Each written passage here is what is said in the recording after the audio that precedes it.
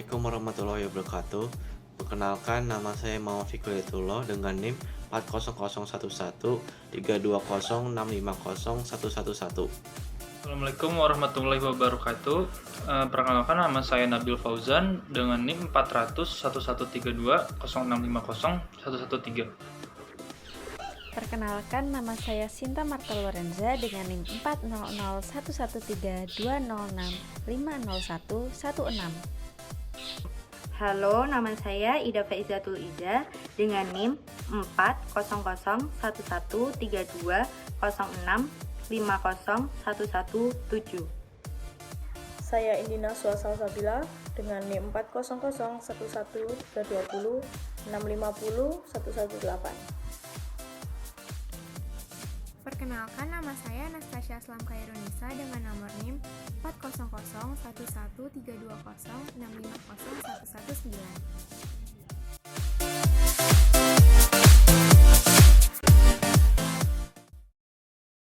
Latar belakang PT Indofood.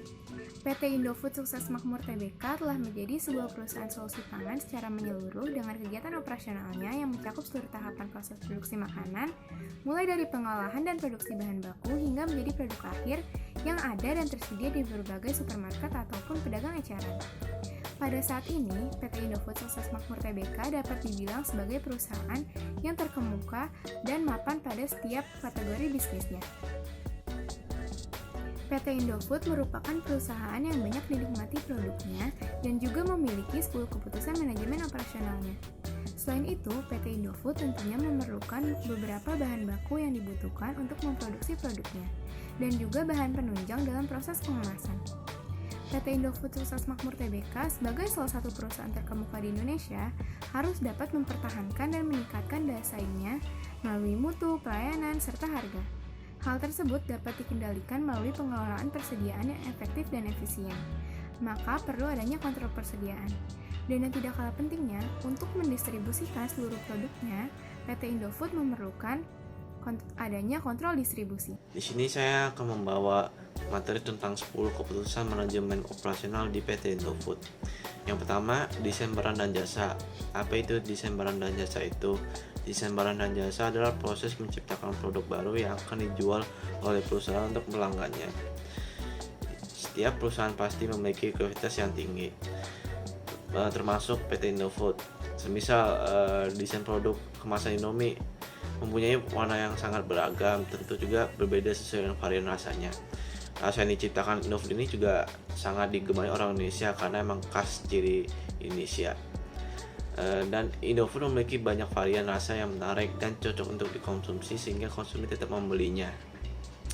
Kedua, ada pengelolaan kualitas. Di sini saya mengambil dari pengelolaan Indomie. Terdiri dari 3. Yang pertama, quality control raw material, yaitu dimana berkewajiban untuk mengendalikan ataupun memeriksa barang yang datang atau barang yang akan digunakan untuk memproduksi. Yang kedua, quality control process, yang bertanggung jawab atas mengawasi jalannya produksi. Yang ketiga, quality finish good, yaitu bertanggung jawab terhadap produk yang sudah siap untuk didistribusikan atau di packing. Lalu ketiga, ada strategi proses. Saya mengambil dari proses pembuatan Indomie, yaitu ada pencampuran, pengepresan, pembentukan untayan, pengukusan, pemotongan, pencetakan, penggorengan, pendinginan, dan terakhir pengemasan. Tidak hanya itu juga, karena PT Indofood memiliki banyak ragam produknya, maka setiap produknya pasti memiliki proses tersendiri. Lalu keempat, strategi lokasi. PT Indofood ini memiliki jaringan distribusi yang luas, menembus sampai hampir setiap sudut kepulauannya. Jumlah titik stok juga banyak secara agresif sejak tahun 2005, sehingga mampu menyediakan penetrasi yang lebih luas melalui rantai suplai dan pengantarnya. PT Indofood juga mulai bergerak di pasar internasional dengan mengekspor andalannya, yaitu mie instan Indomie, ke beberapa negara ASEAN atau juga ke Eropa, Amerika, dan Afrika. Lalu kelima, ada strategi tata letak. Yang saya ambil ini PT Indofood ini memiliki dua tata letak. Yang pertama office layout dan process oriented layout. Kalau office layout itu ya biasa digunakan dalam perusahaan perkantoran. Perkantoran ini dibuat untuk melakukan penganalisa, pendataan, pemasaran, dan semacam lain-lainnya. Peralatan yang dibutuhkan perkantor ini layaknya seperti pekerja perkantoran, seperti alat tulis, komputer, papan tulis, proyektor, dan lain-lain. Kalau proses oriented layout itu tata letak yang digunakan untuk memproduksi barang. Biasanya tata letak ini berisi mesin-mesin produksi yang memiliki alur yang panjang. Lalu keenam, ada sumber daya manusia. Dalam PT Indofood ini setiap karyawan memiliki kapasitas untuk berprestasi dan memberikan kontribusi terbaik. Demi keberhasilan ini tidak hanya perusahaan tetapi juga bangsa. Maka diperlukan pengembangan SDM yang bertujuan untuk menghasilkan tenaga yang bertalenta. Di sini juga dari PT Indofood cara pengembangan talenta SDM tersendiri. Yang pertama, mengetahui kebutuhan karyawan sebagai cara mengoptimalkan kegiatan operasional perusahaan. Kedua, mengadakan training yang untuk karyawan setiap bulannya atau dalam kurun waktu tertentu. Ketiga, mengadakan pelatihan untuk karyawan yang baru agar mereka lebih mudah memahami seluk-beluk berkarir dan budaya yang ada di perusahaannya. Keempat, memilih karyawan baru yang memulai jenjang barunya. 5, menawarkan jenjang karir dan promosi jabatan barunya sebagai stimulasi untuk memicu kemampuan setiap karyawannya untuk mengembangkan diri demi memajukan perusahaannya. Terakhir, menjalin hubungan dengan karyawan. 7, manajemen rantai pasokan. Setiap perusahaan barang dan jasa tidak akan lepas dari masalah penyaluran barang yang dihasilkan atau barang yang akan dijual ke konsumen. Para produsen berhak menentukan kebijakan distribusi yang akan dipilih dan disesuaikan dengan jenis barang serta diluaskan dengan armada penjualan yang digunakan. Sedangkan untuk tahapan distribusi produknya dari produsen ke wholesaler, retailer hingga ke konsumen. Nah, kalau contoh wholesaler itu seperti pasar swalayan seperti Hypermart, Giant, Carrefour, dan lain-lainnya. Kedelapan, ada manajemen persediaan. Karena PT Indofood ini terkenal dengan mie instannya, maka kita ambil sampel dari divisi noodle yang merupakan divisi yang melaksanakan proses produksi yang menggunakan bahan baku yang cukup besar kuantitasnya. Mengingat begitu, pentingnya pengadaan bahan baku untuk mendukung aktivitas produksi, maka perusahaan memandang perlu untuk dilakukan untuk sistem persediaan bahan baku yang terpadu sehingga efektivitas pengadaan bahannya dapat tercapai. 9, penjadwalan atau produksi planning. Jadwal produksi PT Indofood ini berdasarkan confirmed weekly order yang diterima dan mengendalikan tingkat ketersediaan raw material dan finished good sehingga standar stok ketersediaan terjaga. Sehingga diperlukan peramalan permintaan. Peramalan permintaan itu merupakan upaya untuk memprediksi permintaan produk yang di masa akan datangnya dan mengurangi ketidakpastian. Terakhir, 10, pemeliharaan. Di sini saya mengambilnya 2, yaitu pemeliharaan mesin dan pemeliharaan karyawan. Kalau pemeliharaan mesin itu PT Indofood menggunakan mesin selama 24 jam sampai 6 hari dan hanya breakdown di hari Minggu saja. Nah, kelangsungan proses produksi ini akan mempengaruhi performa mesin produksi, sehingga dibutuhkan perawatan terhadap mesin produksinya supaya performanya terjaga. lifetime mesinnya juga lebih panjang dan hasil produksi juga lebih maksimal. Untuk melakukan perawatannya secara berkala diperlukan pengetahuan mengenai interval waktu perawatan yang tepat agar tidak terjadi perawatan yang percuma-cuma. Lalu kedua ada pemeliharaan karyawan. PT Indofood telah mengerjakan puluhan ribu karyawan dengan kondisi yang berbeda. Pada level kerja yang lebih tinggi, SDM dibekali kemampuan manajerial dan leadership.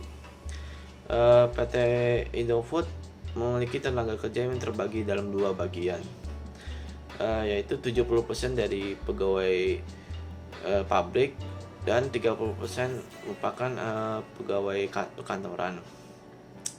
Strategi ini diterapkan sebagai rangka memperbaiki atau meningkatkan komitmen perusahaan terhadap kepercayaan konsumen, di mana setiap tenaga kerja berperan sebagai subjek yang mendukung perusahaan dalam peningkatan mutu dan inovasi.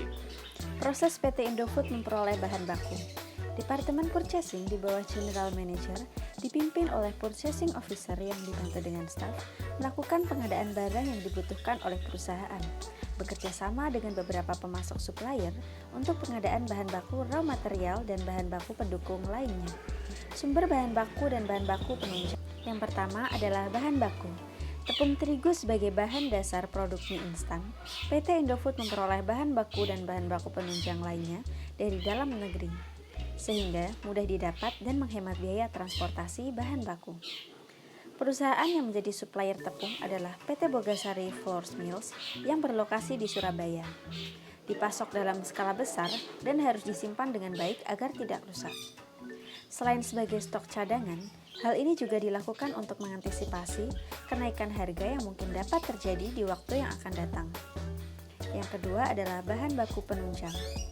Merupakan bahan baku yang digunakan sebagai pelengkap dalam proses produksi mie instan agar mie yang dihasilkan berkualitas baik, sebagai pelengkap rasa, tekstur, dan kekenyalan dari mie. Tepung tapioka diperoleh dari supplier yang berasal dari Lampung. Berikut adalah beberapa supplier bahan baku penunjang PT Indofood. Yang pertama adalah minyak goreng dari PT Inti Boga Sejahtera Surabaya. Yang kedua ada bumbu dari PT Food Ingredient Development. Yang ketiga ada karton dari Packing Rekipack dan juga PT Surya Ringgo Container. Yang keempat ada air yang berasal dari air sumber bor dan juga plastik. Plastik yang digunakan di PT Indofood ada plastik jenis OPP atau Oriented Polypropylene. PT Indofood tidak pernah mengalami kekurangan bahan baku untuk proses produksi, dikarenakan menggunakan bahan mentah yang diterapkan sistem buffer stock, yaitu stok minimal yang harus ada untuk produksi selama kurun waktu 1 minggu. Penjadwalan kedatangan bahan baku dan proses produksi tidak selalu beriringan. Baik, di sini saya akan menjelaskan tentang kontrol persediaan PT Indofood. PT Indofood memberikan tanggung jawab penuh kepada divisi noodle dari PT ISM Tbk, yaitu berperan dalam melaksanakan produksi bahan baku yang cukup besar kuantitasnya. PT ISM Tbk pun memberikan tanggung jawab kepada Departemen PPIC. Departemen ini berfungsi sebagai merencanakan produksi, mengadakan penggandaan bahan baku, mengkoordinasi produksi, memonitori produksi, kapan bahan baku diisi, serta berapa banyak bahan baku yang harus dilakukan, seperti air, tepung, pencampuran, dan bahan baku lainnya. Tak lupa juga Departemen PPIC ini juga berperan dalam pengepresan, penguntingan mie, penggorengan, pendinginan, hingga ke pengemasan. Mengingat penggandaan bahan baku yang cukup penting, motivasi dari perusahaan ini ialah tercapainya efektivitas dan efisien produksi, di mana kelangsungan proses produksi berjalan lancar, dan juga bahan baku dari beberapa perusahaan pun harus memenuhi persyaratan dari PT Indofood sendiri. Selanjutnya, saya akan membacakan tentang sistem distribusi logistik dari PT Indofood. Sistem distribusi merupakan komponen utama dari rantai operasi Indofood yang terintegrasi secara vertikal.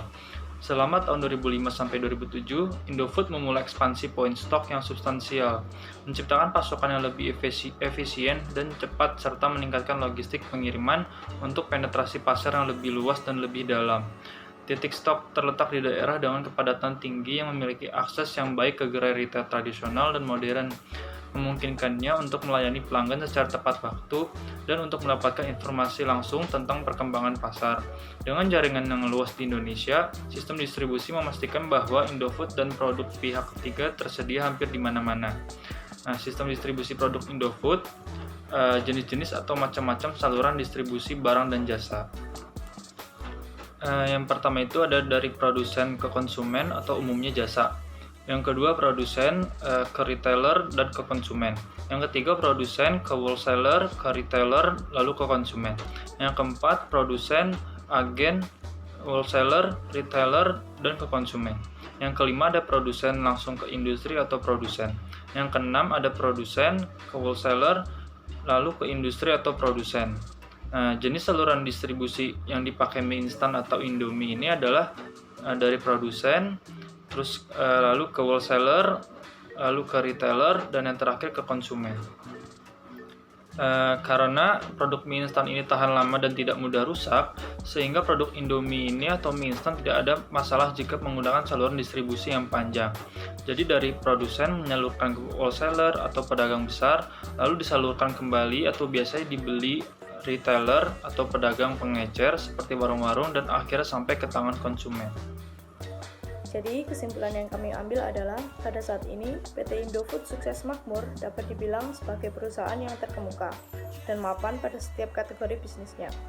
Dan juga PT Indofood merupakan salah satu perusahaan yang menguasai pasaran dalam negeri melalui berbagai macam produknya. Maka dari itu, dengan semakin besar pasar yang dimiliki oleh PT Indofood, perusahaan sangat memperhatikan kualitas dari produk yang mereka tawarkan. Dengan begitu, perusahaan tidak hanya dikenal dengan perusahaan yang menguasai pasar, namun juga memiliki kualitas yang baik. Tidak hanya itu, PT Indofood juga sangat baik dalam mengatur semua kegiatan produksi agar berjalan efektif dan efisien, sehingga pelanggan akan mendapatkan kepuasan yang maksimal. Terima kasih. Sekian presentasi dari kelompok kami. Mohon maaf bila ada kesalahan. Assalamualaikum warahmatullahi wabarakatuh.